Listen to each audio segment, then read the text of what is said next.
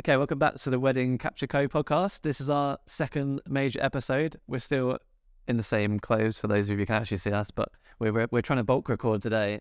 We are, so we're kind of still in pilot phase at the moment, if you like. Although this will go out to you about a month after our intro, we're still in our same phase. So forgive us if we're a little rough around the edges, but I feel like the last two have gone pretty well. Yeah, and now we're fully caffeinated, so we're back. That's it. We're back in. Yeah, we've had lunch, we've had coffee, and we're back in. So yes, I guess we should maybe briefly introduce ourselves and then jump into today's topic. Yeah, so we just wanted to talk about vetting potential clients today. And by that, we basically mean, talking to your clients, finding out who they are, having a meeting with them, whatever it might be, whatever your chosen method of doing it. Personally, we do video calls, but some people I know meet up in person. But just going through who your client is before just booking them over email without having ever met them. And we both think that's a really important thing.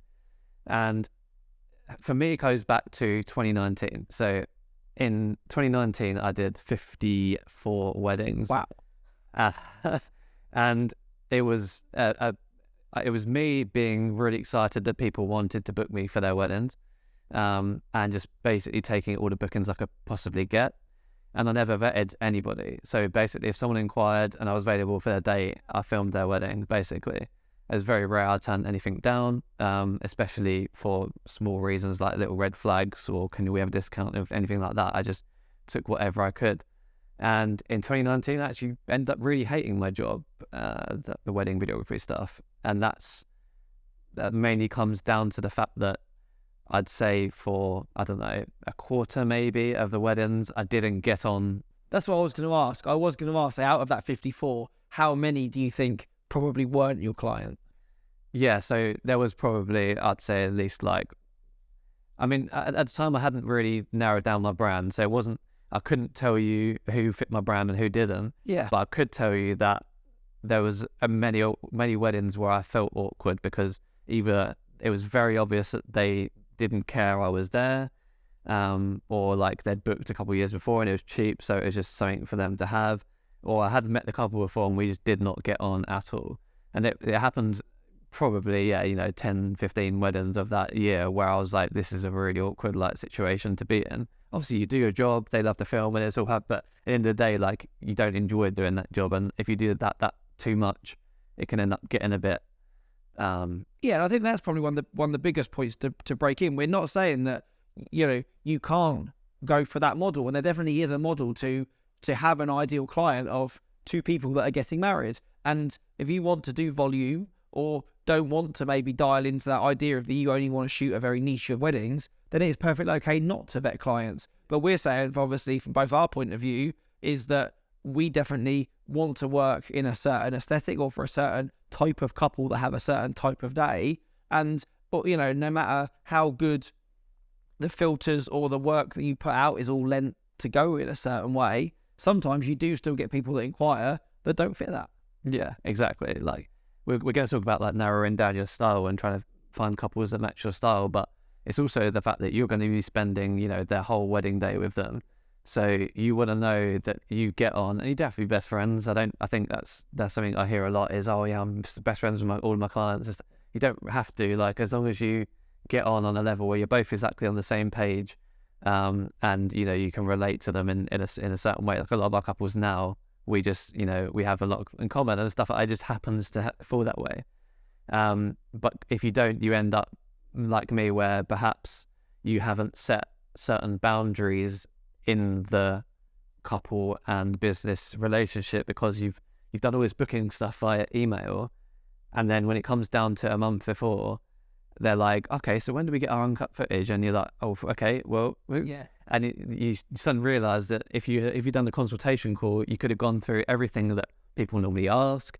You could have gone through what their style is, who's their photographer, why did they book that photographer, what's their goal? Is their goal to we've filtered people out because their goal was to really capture everything in a really artistic and editorial way, and we've gone, well, we're really not the people if you want that. But then we've also got, we were talking about earlier, we've also got clients because we've told people we're not that, and they have already booked an editorial photographer and they want a bit more of a fun videographer. So I find it really interesting, obviously, because as a photographer, I find that I probably get, and maybe I'm speaking too generally here, I get booked pretty early in their booking process, where sometimes as a videographer, I often get asked for videographer recommendations quite far into my journey with that client, maybe say 3 or 4 months out from the wedding. They've maybe saved some more money than they thought they would, or they've gone to a friend's wedding who had a video and they've seen it. And, quite often the videographers aren't always booked.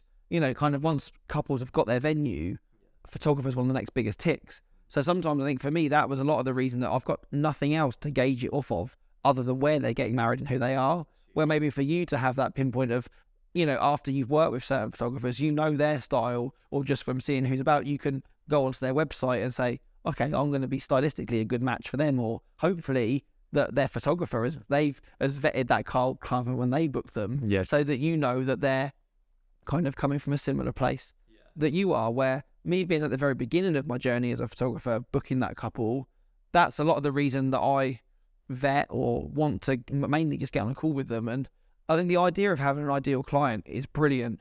And you do need that, I think, in order to get certain types of them. But don't be fooled into thinking that you have to only shoot for your ideal client, or your ideal client has to be this really honed in, like, if they're not 25, got blue eyes, long hair, a sleeve of tattoos, it doesn't have to be that specific. And if that person, you're 5 years too old, now you're in the bin, mate, it's not like that. I think for me, a lot of my ideal client is led by value and by style. It's the way that they want you to be on their wedding and the type of weddings that you want them to capture. It's not particularly based on age or size or colour. Definitely none of those things. It's more just about, and say it's not so much aesthetic at all. It's much more about values. Yeah, values. It's a feeling. How are they going to treat you on the day? Do they value you, and what do they value on their wedding day? Like, what are they trying to make out of their wedding day, essentially? And I think the feeling thing is a big one, because you need to feel like they really care about you. One of the only, I think we're going to get into it, but one of the only weddings I've turned down after a consultation call was when the couple spent a lot of time talking negatively about other videographers that had either spoken to or looked at their work before, and that was giving me a kind of weird vibe. Like, I didn't want to talk badly about other videographers, and then at the end of the call, it was kind of like, just to let you know, you're going to be working really hard on our wedding day. And me and Kate looked at each other and was like, we're not taking this, because they've instantly categorized us as a staff member who's going to be like, I felt like the whip was being cracked before we'd even been booked. And that's it. And we're not saying for a moment that I want to go to their day and just eat the canapes and lounge about and take a few photos and it kind of be an easy day. But it's perfectly okay to be selfish and say, do you know what? I am only going to shoot, say, 30 weddings in a year. So if I'm going to spend 12 or 14 hours of my time with that couple and their guests on their wedding day, I need to know that I'm in good company with people that value what I do, are going to treat me well, so I'm not going to be clicked at and the rest of it. And I think for the main thing is, you don't mind working hard for people that appreciate it, but to go and put a shift in on someone's wedding day, and whatever you do is not going to be enough for them, or you're not even going to get a thank you at the end of it. The reason that most of us became self-employed or to work in self-employed businesses is we are allowed to make those choices. There's no boss over our shoulder sending you back out onto the shop floor to deal with the rude customer, because you've got a choice of who you work for. And if you do get a bad vibe from somebody, you do have the ability to say no. Don't feel that just because that date in your diary is empty, you have to take that client. And I think, like you said, values, I think for me, are everything. Like, I would never turn a couple down on what they look like or aesthetics. It would only be, do I think that I'm going to have a nice time with them at their wedding? Or am I going to feel safe at their wedding? Am I going to feel like I have a nice time at their wedding and I'm going to fit in at their wedding? Because if I'm happy and feel like I'm in company that I, kind of value me and are of similar interest and values to me, I'm going to blend into their day better, which means that I can shoot from closer and more comfortably and ultimately make them a better product. Very true. And I think the industry that we work in is more naturally people-based anyway. So like a lot of services, like let's say you're like an electrician or a plumber or something, you've obviously got an ideal sort of client in terms of like the size of the business or whatever that you're going to be working for. But it doesn't matter really who they are, because you're doing an objective job, and as long as you get that job done, it's fine. But for us, it matters a lot more, I think, the personality of the people that... because our presence is, even if, and I appreciate is because we're working with humans, is that there are humans out there of every walk of life. There are some weddings where two massively extroverted people will be getting married, and they'll want to be hamming up to the camera and playing up to them, and it'll be very loud and very that. Where if you're maybe a shy and retiring photographer, that wouldn't work for you because you'd feel massively out your comfort zone being at their wedding. But then it's perfectly okay to be an introverted photographer or videographer, and you probably find that you shoot people who are like slightly a little bit more shy and a little bit more awkward because you blend, or you can share their things the same. And I think it's that's the beauty of, because we're people and we're shooting people's weddings, is there is a wedding or couples out there for everybody. Yeah, exactly. I think you're right about the introvert and extrovert thing. Like when I first started, I was very introverted, and it did allow me to capture moments because people literally just did not notice I was there. Now I think I can sort of blend in where necessary and then come out of my shell where necessary as well.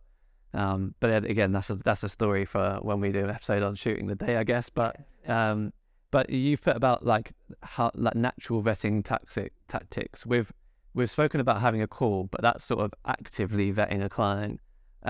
There's also things like tailoring the sort of things you post on social media. I think at the point, like we've said, is both of us do video calls with all of our clients before we book, and that's something that I insist on. If they say, "Oh, I don't really want to talk to you before," then I don't really want to book them. If that's what it comes down to, is I want to feel that, and I feel from my own point of view that I'm a pretty good judge of character, or I can get a feel for somebody from talking to them. Well, quite quickly, I can work out whether I could get on with them enough. I want to spend a long time on their wedding for them, and I'd hope that they would turn around and do the same to me. And it's something which I even talk about on my calls and say to them, look, like I'm going to be, like you said a minute ago, I'm going to be present in your wedding with the closest people to you for that day.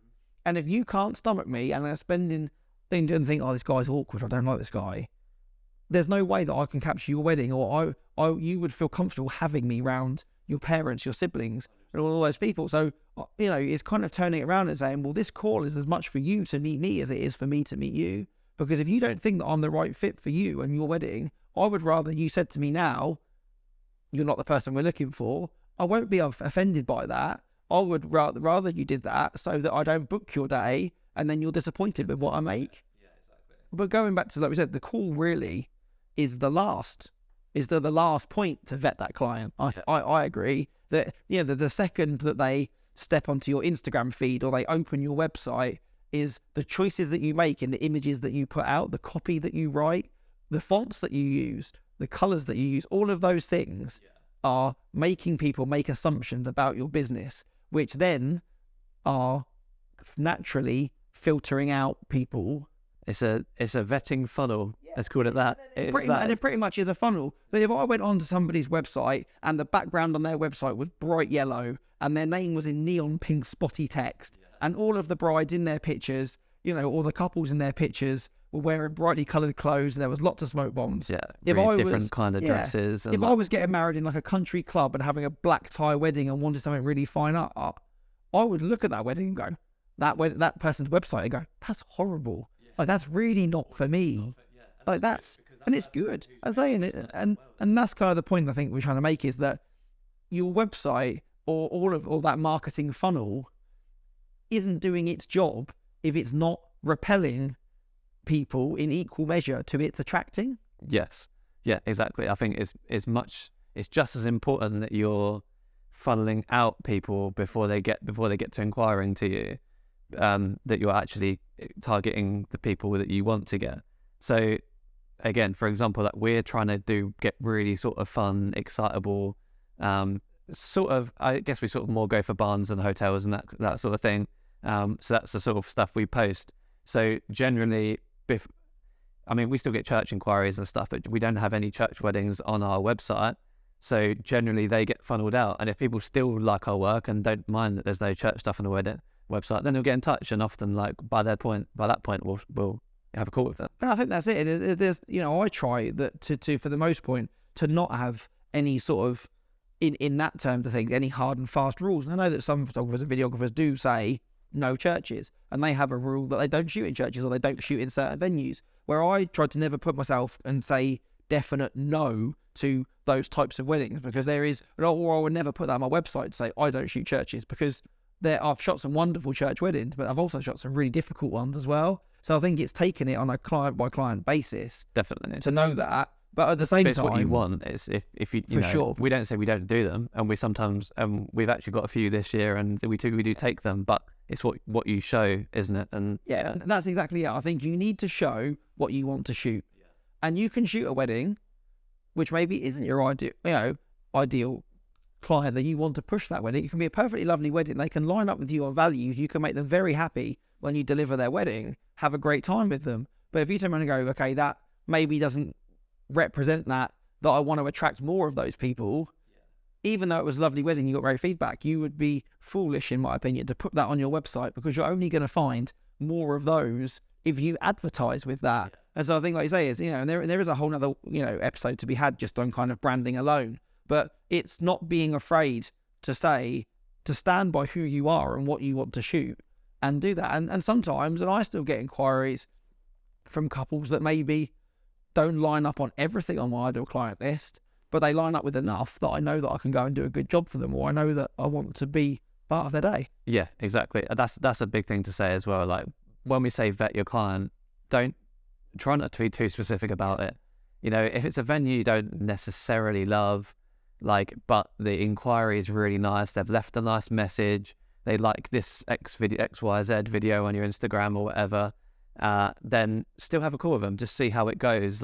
Because we've had weddings where we're like, oh, not sure about filming there again, but we'll talk to the couple and they're lovely, and you just and their day's going to be filled with lots of fun stuff, and they really value the work that you do, and you just think, I'm going to book you because I'm going to have a pleasant experience no matter where that wedding day is. Yeah, I think that leads to kind of one of the points that I've put in my notes as well, is trust your gut. I think that's probably the best thing I can say about anything, is that the same way when you meet a person that you want to be friends with or form a relationship with or go into business or anything, that is trust your gut. And I think, like we said, from those calls, you often probably within the first couple of minutes of just making small talk before you even get down to talking business about the wedding, kind of get a feeling of, I don't know what, I like these people, or I want to find out more about these people, or I feel like I want to be part of their day, or in the same thing, think, maybe I don't want to be part of their day. So I think trust your gut, and don't be afraid that if you do get kind of a bad feeling about a booking, to question that, and don't feel that you have to book them because you're on a call with them. And I think going on from what you've said when we last spoke as well, is that yes, there's no kind of set cookie cutter that you have to say, you're not exactly my ideal client, so I'm not going to book you. But I still do think at that very kind of core level, there needs to be some red flags that start to ring alarm bells if you see them in an inquiry, or if you start to hear them. And I know that I have my own, and I'm sure that you have your own red flags as well. That's another point that we've made, is identify your red flag. Yeah. And they'll be different for everybody. Yeah. I think it's hard to narrow down some specific ones, because often those red flags aren't necessarily always a red flag.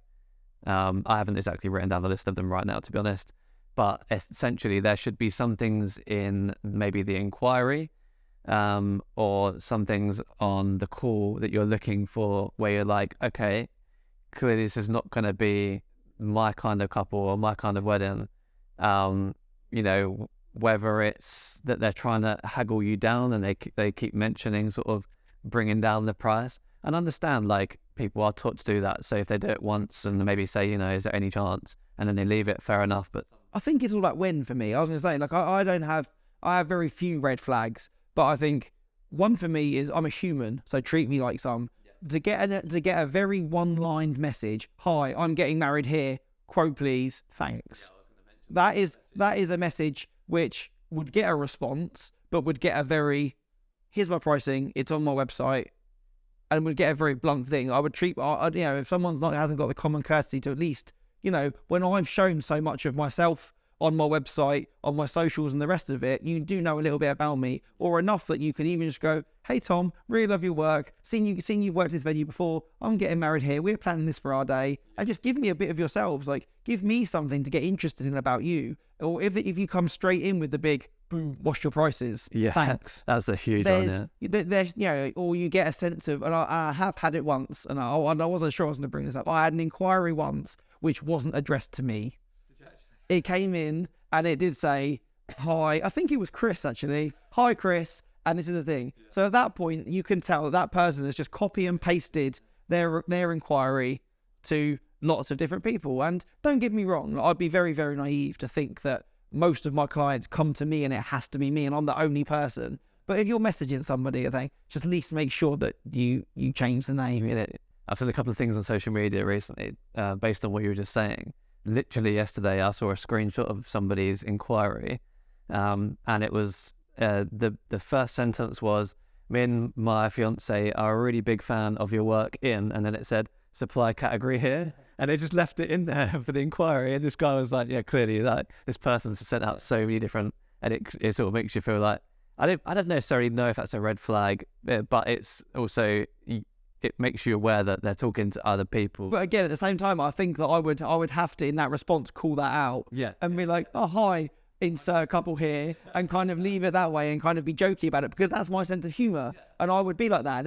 And if they were my kind of people, they would find that funny. If they got offended by that, then they're probably not for me anyway. That's huge as well. Is we'll get on to be yourself in a second, because I think that's really important. But I did notice on a videographers group not long ago that someone posted a referral. Actually, I think it was just a referral group for photographers and videographers. But she posted the the Studio Ninja inquiry form, and at the bottom was a question: describe your wedding in 3 words, and it was love, happiness, and that was it. And I just commented like, so excited about their wedding, they couldn't even think of 3 words to describe it. But that's just like, that's the only message they put in the whole thing. So they inquired for this photographer. Like, they could have said love your work, they could have said anything, but they just put love, happiness, and then just left it like. You'd rather than write anything and go, "Oh, that's No wonder they're sending that referral on, sort of thing, because it's just. And I think that's it. And even that was something that we didn't discuss when we talked about kind of natural kind of vetting techniques. Is that that when you the way that you build your inquiry form as well, I think is there's certain things in there which can help give you a really good idea of what somebody of what somebody's about, or the certain things that you can use to describe their wedding. Or I've even seen some people put some personality filters in and go, "Oh, what's your favorite film? What's your TV show?" And I don't maybe subscribe to that. I don't want to kind of get that in depth. And, if they have a hatred for Friends, it doesn't mean I'm not going to book them. But, and I think there's ways to stamp that or kind of express your personality or kind of get something about them from it, even in that contact form, where I think my contact form isn't huge, but it has enough in it of the things that I feel like I need. And if somebody didn't even bother to fill it out until they just left the venue bit blank and then didn't explain, "Oh, we haven't got a venue yet," or whatever in the copy, I would at least be not asking for much from you. Yeah, it's not a lot. Yeah. To not fill out certain categories like the venue, or in our case, the photographer. Some people just leave it blank, and it's like, well, I've asked you for that, and you have booked it, so why haven't you sort of just filled that bit out? And we only really have one sort of filter on our Studio Ninja inquiry form, and that is just basically the bottom one. It just says, "Tell us about yourself, tell us about your wedding," and I would say probably 25 to 50% of people just put, "Are you available?" in that thing. Really? See, I have mine just says, "Tell me a little bit about you and your day." Yeah. And I would say probably, between half and 3/4, I do get, it is just a, "Hey, we found your work here." But there is a little bit in there. Don't get me wrong, in the past I've had essays for people. I've had a couple where they send you their entire love story about how they met, the things they're planning for their day. And again, I love that. I'm not really expecting that when I open it up and there's a block of text there. That'd be an instant yes from me. If someone took time to write a paragraph about their wedding and all the things they'd booked and stuff, that'd be an instant. And also as well, I think all of us, and I am, is I'm a little bit needy, that I like the fact that someone wants me to know about them enough, that they've bothered to supply that much. Or they've said, "Oh, we've seen that, we've seen, that pictures of you hanging out with your dog on Instagram. We've got that similar dog too." And they're almost recognizing similarities between them and you, and they feel the need to put that, because I'm like, yes, these are my people already. I don't really matter when they're getting married or whatever, but if we're into the same band that we love, or they're trying to match with you as a person. And I think that's probably the crux of all of this, is that the primary reason for vetting a client for me, or being more fussy, is to find your people. And if you go and shoot weddings for people that are your people, you will always have a better time and make better work than if you're at a day doubting everything that you do, second guessing, will these people like it, because they're not your people. Yeah, exactly. And that's the importance in being yourself as well. I think that leads on to that point really, really nicely, I think. Yeah, is the fact that you are your business, your personality is your business. And like Tom said earlier, if you're feeling like you want to write an email back, like having a little joke and a laugh, I think do that. Don't think about it too much. Don't think you need to be really professional, because if that's your natural reaction is to do that, and the couple don't like it, then they're probably not your, unless you've been really inappropriate with your joke, they're probably not your couple. Yeah, there are a line. There is a line, yeah. I think there's always a line. Like, I maybe am naturally more of a sweary person than I'd like to be. But again, I think if you're on a Zoom call with somebody and they let out a little swear, I kind of feel that they're waving the flag that, okay, their language is comfortable around them. Where I'm not sure that I'll start effing and jeffing in a first response to a couple. But I know that. But by the time you put them down, or you've been around somebody, you had a chat with somebody, and you've noticed the way that they talk. If they're slightly, and again, there's flexibility in kind of all the weddings that I shoot. Like, I can find weddings that I shoot where maybe you get a sense of, okay, their parents maybe are a little bit better spoken, they may be a little bit posher than I am. Maybe I have to lean into this end of my personality more than that end. And they're always, it's not always going to be an absolute 100% match. But as long as it's enough, or you to feel comfortable enough in what you offer, that you can be yourself, and those people may not be the same person as you, but they love what you do, they will accept you for who you are and being you on your wedding day, because that's a huge part of what you offer. Like, I've had a couple that say that, in the past, or maybe we're a little bit shy, but I love how enthusiastic you are. I love how positive you are. Like, I know that having you around and encouraging us through our couple shots or whatever will bring the best out of us, rather than if we book someone who was as shy as we were, we both just stand in a field staring at each other and nothing would kind of happen. Like, they would feed off of your energy. And I think that's something as well, is in order for you to be in those people's days and be that enthusiastic, positive kind of presence that you need to be, you need to feel happy doing that. Or just be genuine. I think that's it. Like, if you're not having a nice time at a wedding, it's really hard to fake it and be like, hey guys, let's go and do this, if you're not feeling it. Or if you are on the second or third day of a double or triple header, when you're feeling tired and you've got a long drive home and all the other things which don't make a difference to the couple but make a difference to you. If you're with a great couple and having a great time, that trumps all of that. Like, I'll worry about what time I'm going to get home later, or, when I'm going to sleep. That doesn't matter, because I'm having a great time at the wedding. You've done a good job in, like, finding the right couple and going through the vetting process sort of thing. And it makes it a lot easier, doesn't it? I think when you are doing those days where you are riding on, kind of fumes of energy because you've done so much. And people often ask me, or speak to me like, oh, how do you manage to do those weddings? And it's like, I know last year when I did that 3 or 4 on the bounce, I'd wake up in the morning and, the black rings would be under the eyes and you'd feel tired. And, you'd sip that black coffee just to kind of get your energy to get you to the wedding. But I always said, as soon as I walk through that door to prep and I see my bride or my groom or whatever, whoever I'm meeting in that morning, and I'm in, whatever the problems are outside of wedding, whatever, there could be something going on in your own life that kind of put you on a downer. But as soon as you get into that wedding day, that just melts away and you think of nothing else than doing what you're doing, because you're in good company and you're gunning for them to have a great day as well. Yeah, exactly. And so that's why it's really important just to be yourself and be genuine about your own values. Don't try being everything, because if you target everyone, you're going to be targeting nobody. For us, when we're doing consultation calls, we're really honest about our values in terms of a wedding day. So, we won't say this all the time, but we'll say to certain couples that we don't really care what dress you're wearing or what flowers you've got. Like, we're more interested in how you guys and your family are going to enjoy their time, like, basically. And, that's quite a big thing for a lot of people. A lot of people will be like, I don't care about my flowers. That's a big thing to me. So on your bike, but they don't, because by the time they've got to us, they already know that we don't care about that stuff because we're not showing it. I think it's all those things and also, where we are now as well, is we are accepting weddings of people, people of all, over last year, I think last year alone, I did 4 same-sex weddings within the year. I haven't done any yet, but I would love to go and do, say, a non-binary wedding or something like that. Or it would really bother me deep down if somebody looked at my site and was like, I don't feel that I could inquire with this guy because he won't get me, or I don't want to be putting off in that. Like, I will photograph anybody and that kind of happy approach. And I want to make sure that my website feels like an inclusive space, as well as, to do the things that are for you as well. And it's bearing that mind that when I've shot a couple of those same-sex weddings last year, them speaking to suppliers and going, oh, do you know what? The language that you use on your website as well as some of that is, if you only ever mention brides and grooms, or you almost, you're not doing it probably on purpose, but you are, to people who are two brides or two grooms, or people that don't want to put a label on themselves, you're almost making them feel that they're not welcome. And so I was trying to make sure that, as well as I want to be me, I want to make sure that all of those people feel represented and feel welcome and can come to me to do their wedding. Yeah, I feel like the vast majority of wedding suppliers are sort of guilty of that. And I know that we changed all of our forms to partner 1 and partner 2 now, so we don't even mention a bride or groom now. Or even gender, because it's not relevant. Yeah, exactly.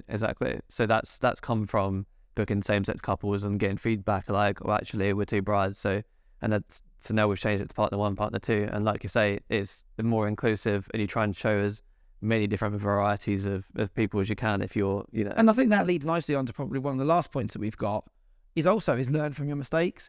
Like, you can put all of these filters in play. You can have a natural vetting funnel from the way that your website is.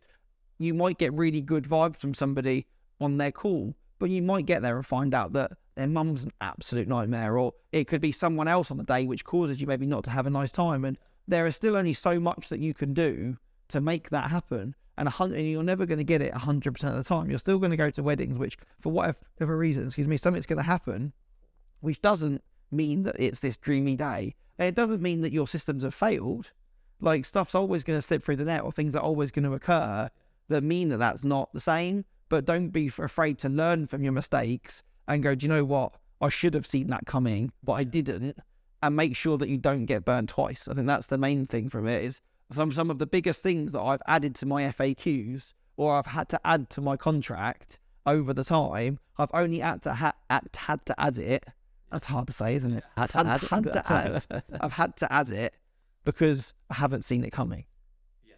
Do you know what I mean? Like, I remember going to a festival wedding in the middle of a field, and for whatever reason, like, there was a miscommunication about food. I never insist on being fed, but I always say to my couples, you need to let me know. So I was there, 9 hours into my 14-hour day, and then the caterers turn around and go, no, we weren't talking about your food, we're not feeding you. So then I'm like, well, I need to drive to the nearest shop. That's like 5 miles away. I could potentially miss speeches and we'll do this, but if I don't do that, I'm not going to eat. And so that, you kind of like, okay, so now I have a caveat in my contract saying, I do not insist that you feed me, but you need to tell me that I'm not being fed beforehand so I can bring my lunch with me.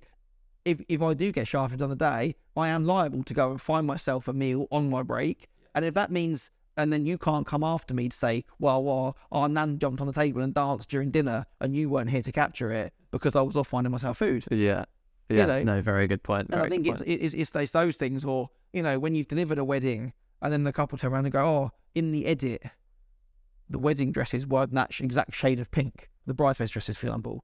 So it's adding those things in that kind of, they're not a red flag at the time, and you probably would never talk about in your opening call, but it's kind of learning from your mistakes in those vetting things, or things that maybe people might come back for you afterwards. And I imagine in video it's the same. People just expecting that they'll get raw footage, or, oh, can you just lift the audio for the speech for me because it's easy? And it's like, well, it's not. It's, can we just remove that bit of speech, or actually there wasn't enough from this bit of speech, or something like that. Very rarely happens these days, but that probably is same to the contract, which you just briefly sort of touched on. And that, I think, is, for us, our contract is a long contract. It has a lot of points in it, and I think that is our final vetting stage of, if you don't like this, which is the final thing you look at before you book us, that has a lot of the stuff on it, like, what we absolutely do not do, which is make changes. I mean, we do and I think some of it again is that kind of trust your gut thing. Like, I have, obviously, in my contract, it says, and I'm sure there'll be an episode on contracts alone, but my contract says that I am allowed to use your images. I won't sell them to a stocker, but I can use them for my own promotion. And very occasionally I do get someone that turns around and says to me, I'm really sorry, due to my work, or we're very private people or whatever, we don't want you to share our images. And at that point, I'll respect it, and that will get the contract amended. And for me, that's not a red flag. But if a couple came to me and said, okay, well, you've got a waiver in here that says if at any point you feel unsafe during my wedding, you can go home. You want that taken out, then that's a massive red flag saying that you do not care about my safety or my kit. And at that point, that's the bit where I don't want to book their wedding. You said, did I tell you about that happened to me? Yes, I think you did. Yeah, yeah. possibly, yeah. So, and for me, that would be a huge red flag. It's like we've said through probably most of this episode, is that about, that kind of respect and wanting to do well for somebody works both ways. That, if your couples do value you and you're not just another supplier on their list, is they should want you to do, they should want you to feel safe at their wedding, and they want you to feel it as part of it and as welcome as the people they've invited. Definitely. So a couple of parting points is don't feel like it's a bad thing that you're turning down clients for any reason. Like if you feel like you don't feel right, you don't have to take. You're in no sort of way have to take these people's weddings. So if you feel like it's not right, then that's fine. Like don't feel like you're a bad business person. Don't feel like it's your fault or like you're being too picky. Like you need to enjoy your job. At the end of the day, like we're self-employed because we enjoy our jobs and that's what we want to do. So it's not a bad thing. And when you're dealing with a situation where you've got to tell a couple no, you've put be honest. I don't necessarily think it's always good to be honest, but don't be a dick about it. It's and I think there are a lot of times is I maybe am too honest as a person. I can't lie to anybody. I couldn't sit on a Zoom call and go, oh, do you know what? I'm actually booked. And I have done it. I did say to a couple once, I jumped on a Zoom call with them.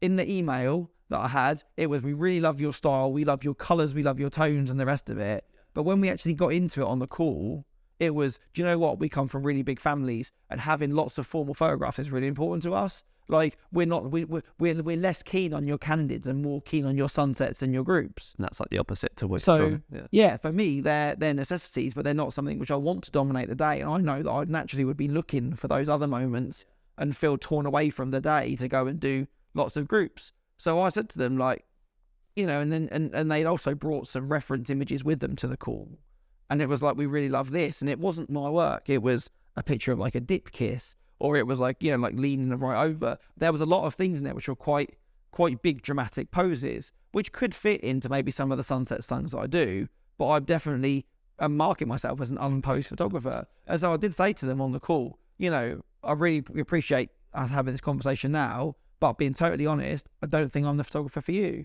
And that couple would come to me from a recommendation because I'd shot their friend's wedding. So they'd seen how I was on their day. They thought I was really friendly. They liked their photos. But they were kind of going, well, we want these bits of their photos and not others. So in some ways, the recommendation then wasn't kind of a green light to go, yes, they're going to be great because their friend's wedding was great.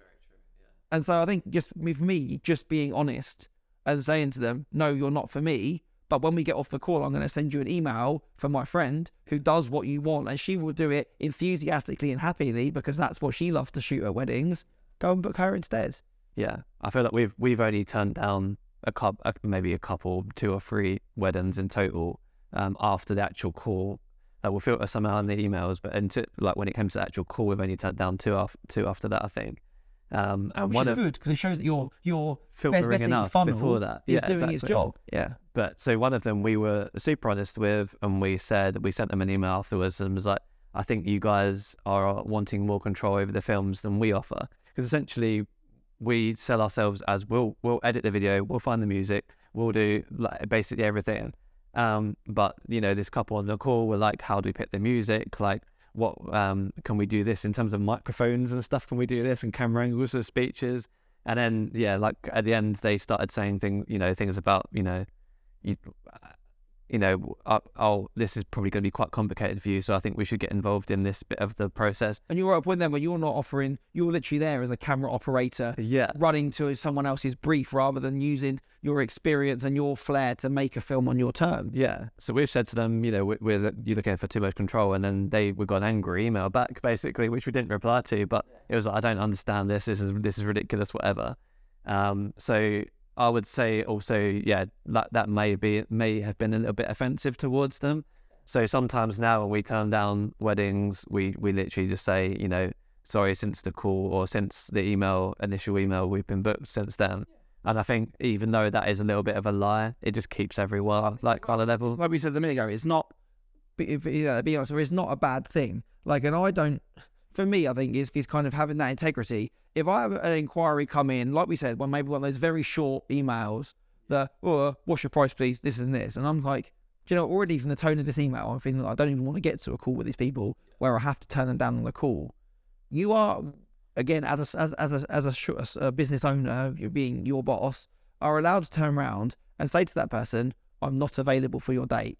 I'm not telling you that I'm already booked, because I know a lot of people have that. I'll just tell them you're booked. Where I know that I would feel mean then if I actually had their weekend off and went out with someone, you know, went out with my wife for the day or did whatever, you'd be kind of, oh, well, can I story that on my stories? Because then that paid couple might come. They wouldn't. If it's their freaking wouldn't they should be sat on your Instagram. But you kind of feel that there is a lie to be told there. Where to turn around and to say to a couple, I'm not available for your day, that is very different to saying to them, I'm already booked. And like, you know, like when we said it when we were talking in our last episode about kind of, you know, when you know, if you're booked for 3 other weekends in a month, if you want that last weekend off, it doesn't make you a bad person, and that person might be an ideal client, but your vetting process says, no, I can only physically work 3 weekends in a month.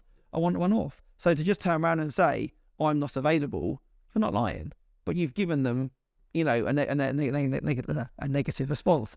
3 episodes in, that's it. I'm doubting where I name, but yeah. So you've given them a negative response, but at the same time, you're not lying to that couple in saying I'm booked for somebody else, and that shouldn't be the only thing that you feel you need to tell people in order to knock back their inquiry. I think not available is probably the key word there. Yeah. It's just, you don't need to tell people why. You don't owe those people at that point a justification as to why you're not going to be at their wedding. If you booked them, got to 3 months out, decide you don't want to be part of their wedding anymore, I think you'd owe them a little bit more than I'm not available and here's your deposit back. But someone literally at that point where they email to you, you know, you're not committing marriage to them. They're literally offering you, you know, they're sending you an availability request and some information about their day. And if for whatever reason you can't take it on, don't want to take it on, have something else that day, you are fully within your rights to turn around and say, I'm not available. And yeah, and be safe about it. If you get lots of inquiries and you're in a position where you can, just be safe about it. We've turned down weddings for all kinds of reasons. Like maybe we had one guy who missed 2 consultation calls. Then we had a consultation call with him. Then he demanded another one. Then he missed that. So we just said, sorry, mate. At this point, we don't want to work with you. But I think also, again, it's like we said, it's also how you approach everything which makes a difference. And I think it kind of, are we going to swear on this podcast? We haven't so far. We haven't yet, but I don't know. You might have to mark on me. So have you ever worked on the premise of a shit sandwich? Yes. Yeah. So the bad news comes in the middle, and then you have the good pieces on. So I always try and, if you're ever going to give somebody a negative response in that kind of vetting, is always give them the shit sandwich. So you give the, hi, lovely, thank you so much for your inquiry, and lovely to hear from you.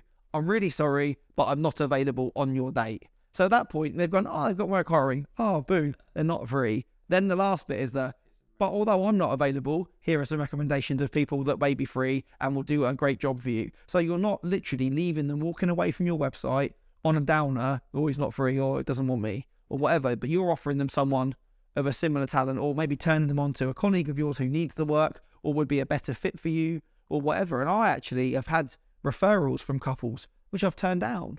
And, you know, I've been their number 1 choice photographer, but because I wasn't free, someone else shot their wedding and they had a great time. But then when it's come back round that they're offering recommendations to their friends for getting married, I was included in that list as well as the person that actually did their wedding. Because I was nice about it and gave them the shit sandwich. Yeah. Yeah. No, that is really good. That's really good. That's all about red flags. I think we're both flagging a bit because it's been, I think we 3 are, episodes. And I think there we are. And we're hitting nearly, we're well over 3/4 of an hour. So I think hopefully there we've given you enough to kind of given you a bit of maybe relief that you know that you don't have to take everybody on. Offered us some of our own red flags as to things that maybe we look for as potentially bad fits, or, you know, for reasons that we wouldn't take on work. Yeah. I think it's important that like everybody is different as well. You might be like us and we want to take like a small amount of really good weddings, but there are companies out there who also just want to take bulk weddings, maybe they hire associates. I think that's probably the last point to say is, this is just our opinion and the way that we run our businesses. If you're starting out in your business and you say, like Chris was in 2019, you do need the numbers to physically make it a business, then you've got to do that. But then just be aware of the possible pitfalls that could come with it. Or if you're at a place where you don't mind and your ideal client is 2 people that are getting married, that's okay too. If you're happy to maybe go to those weddings and have, a mixed level of fun at the times that you have. And if you can only see the financial gain in that, that's okay too, if that's what you want your business to be. The fact that we don't, and we want to go to our weddings and feel valued and loved and really part of the day, that's the reason that we vet in the way that we do. You need to make mistakes and do couples that maybe are not your vibe before you realise what is your vibe, I think. And that is I think that to couples that they book is when they go and look at venues, look at other things. It's finding out what you don't want sometimes is a bigger victory than stumbling on what you do want. And it's the same with suppliers. And I wouldn't feel any, I wouldn't not respect a couple or bad mouth a couple if they got on a call with me and said, you know what, you're a bit much for us, or you're not what we want. I would actually probably respect. That's good, because and they've saved me from going to their wedding and not giving them what they want. Because ultimately, if I go and give them what they don't want, you can't do it again. Yeah, and they're disappointed. Yeah, exactly. That's what you don't want. So you end up fielding a complaint or having to do something, re-edit footage or try and change photos later down the line because they're not what the couple wanted. Yeah. So at the end of the day, the couple is essentially shopping for you. So you have every right to sort of shop with your couples as well and choose, pick and choose the ones that you want. But yeah, I hope this has been helpful in terms of vetting the clients and getting and sort of explaining our process in what we do to make sure that we're just filming and photographing the right couple. But I'm enjoying it though. I feel like, again, if you could give us any feedback or anything, that what we've done, we've managed to film 3 episodes now. So the 2 that have just gone out and today's, we've done these all in one block. And so if there's anything that you've got any feedback for us, if you're enjoying what we do, like and subscribe on the channels that you can. And I've had a great time. I think it's been really good. And I can't wait to get back into the future episodes and start to tackle some more of the topics on the list. Yeah, it's been really nice just to chat about everything that we've just learned and just get it all out. And you realise, actually, we've figured this out so much. Wedding capture coach / therapy, I think. Maybe a better term for it. So yeah, hopefully that you're, sat wherever you are in your cars, at your desks or whatever, and you're talking back to us that I know that I do when I listen to podcasts and kind of, shouting yes in the points that you agree to, or maybe not agreeing and thinking that we're both idiots, but that's okay too. So yeah, should we wrap it there? Yeah, thanks. That's it then. Thank you very much. See you in the next one.